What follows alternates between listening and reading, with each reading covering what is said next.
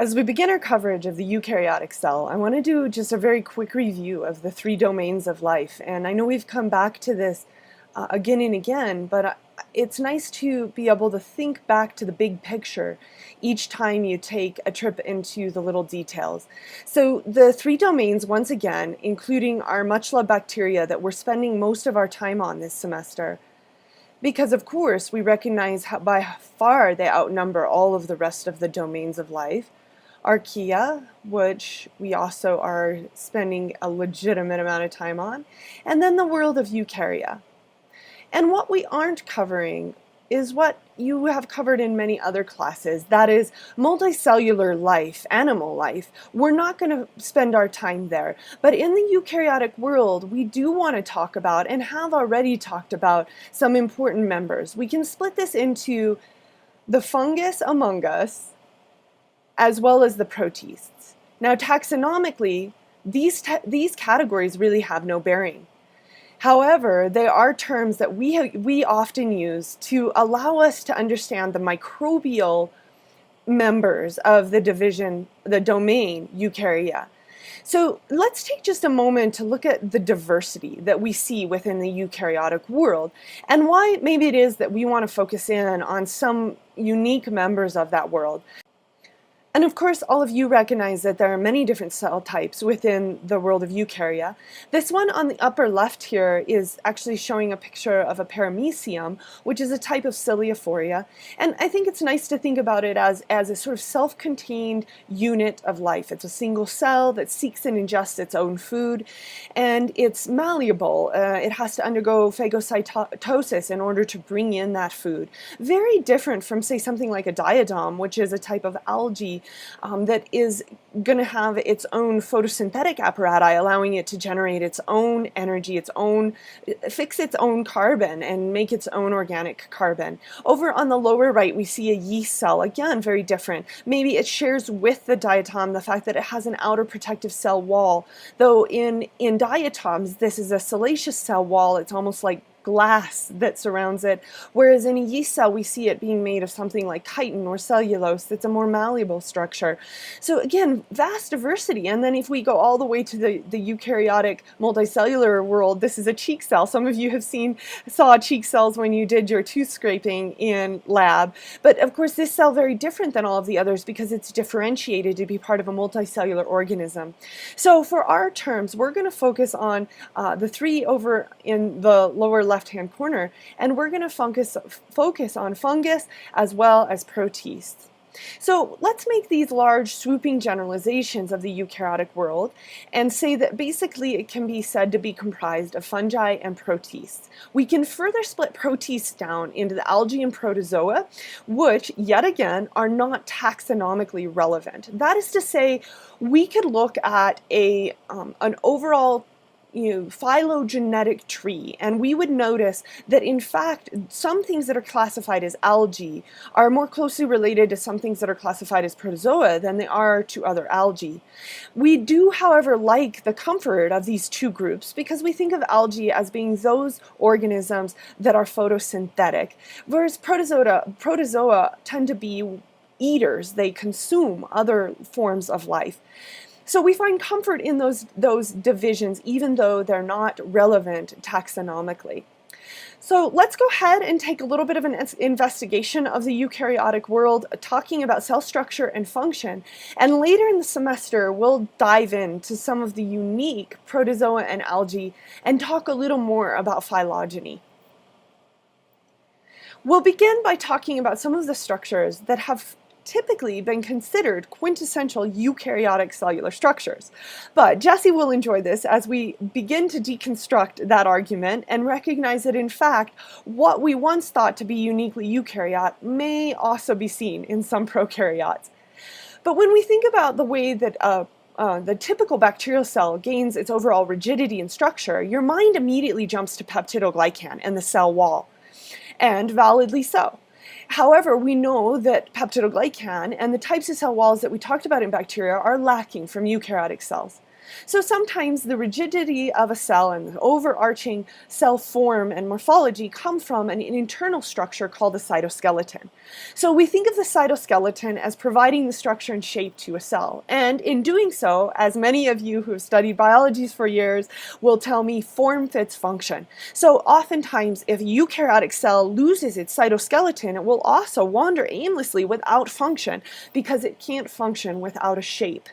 So cytoskeleton can be both functionally and structurally important.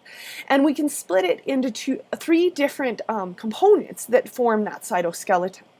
But before I do that, to sort of shake up your paradigms, in 2001, a research group at Oxford in the United Kingdom published a groundbreaking publication that looked at the fact that within the bacterium Bacillus subtilis, there are found components of a cytoskeleton.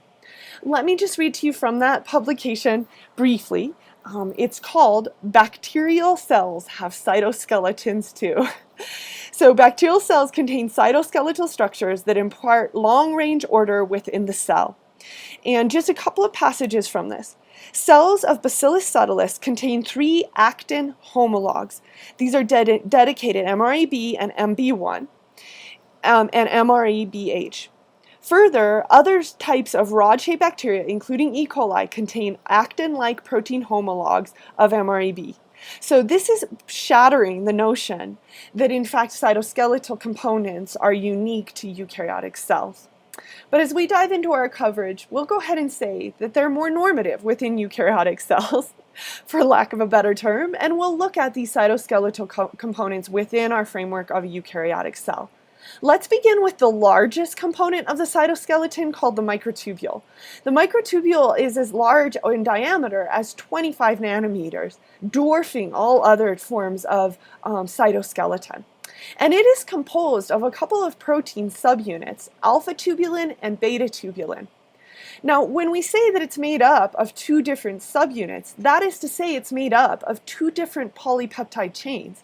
So those of you who are thinking sexy-mindedly will think back to the 4 levels of protein structure. Remember that if a protein had more than 1 polypeptide chain, it had quaternary structure. So we could say that microtubules are comprised of proteins with quaternary structure, 2 different polypeptide chains, one named alpha tubulin, one named beta tubulin. And not unlike the way in which a bacterium flagellum was comprised of subunits of proteins that wrapped around to form a hollow cord sort of structure, this is what we also see within microtubules. So the microtubule has a hollow core, and alpha and beta tubulin make the outer regions of that hollow core. Functionally, microtubules have a lot of different functions. They can form the mitotic spindles that do form and partition chromosomes during the mitotic division of cells. They can play a huge role in support and in motility. In fact, at the center of the eukaryotic flagellum, which we'll talk about soon, we see that there are microtubule doublets that play a role in that motion.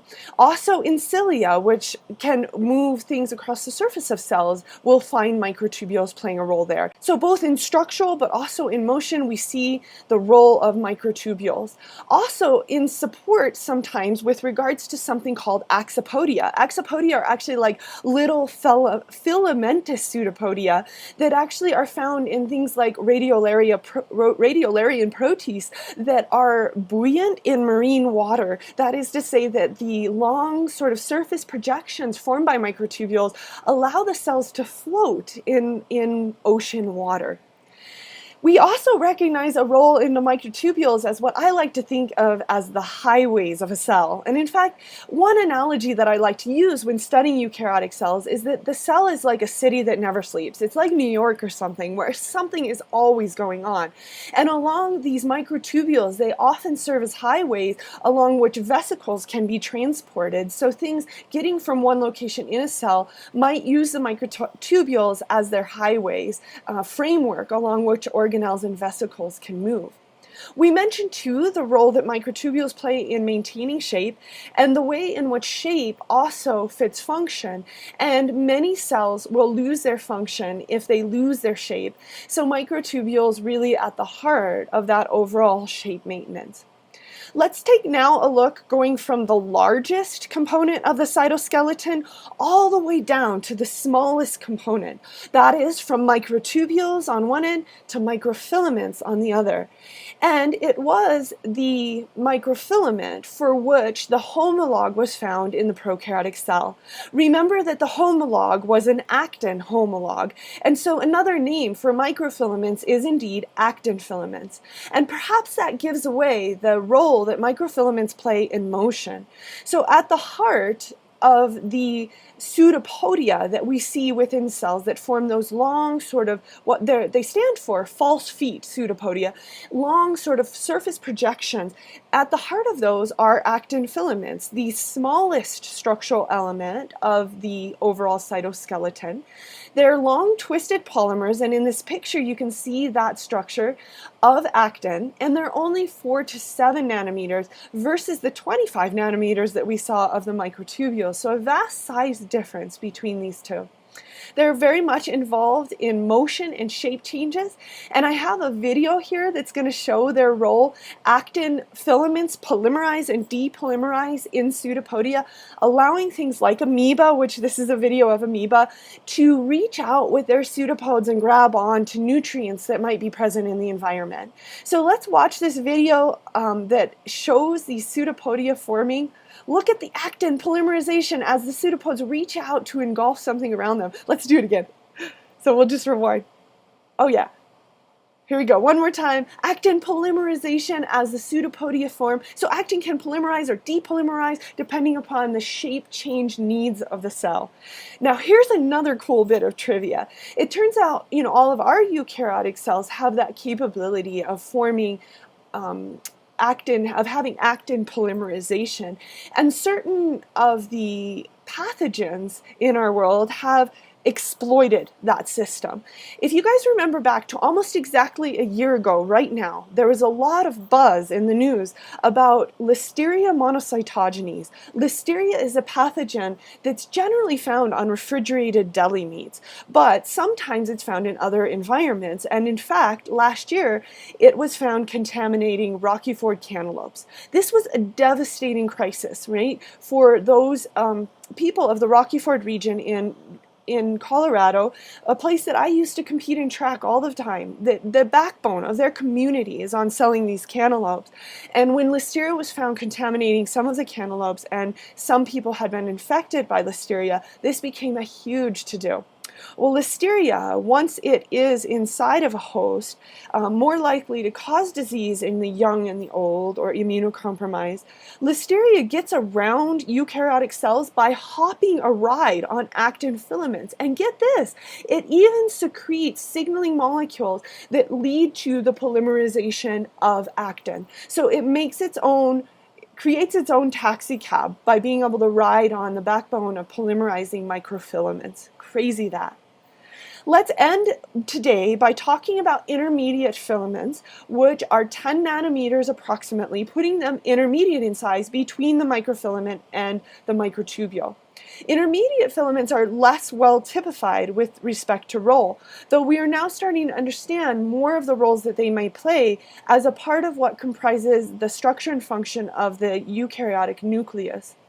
We'll talk about that next time, but intermediate filaments are composed of proteins, including one that you know and love, keratin. Keratin, we know it because it's a very important part of our fingernails and our hair. It's a structural protein, and we know that it's a very strong structural protein. So we know that intermediate filaments, much like ropes, play a supportive role, and in fact their structure looks a lot like a rope. They're very stable, very able to withstand stress, and so that strengthening role is really something that we tend to equate with intermediate filaments. So for now, I would like to stop our coverage. Please remember that what we covered of the eukaryotic cell will not be covered on your first exam. It will only cover up through the end of prokaryotic cell structure and function, and this new and exciting material will be on your second exam. So we can look forward to Monday, a little more excitement within the eukaryotic cell, and let me know if I can answer any questions that you might have as you begin to prepare for your first lecture exam. Have an awesome weekend.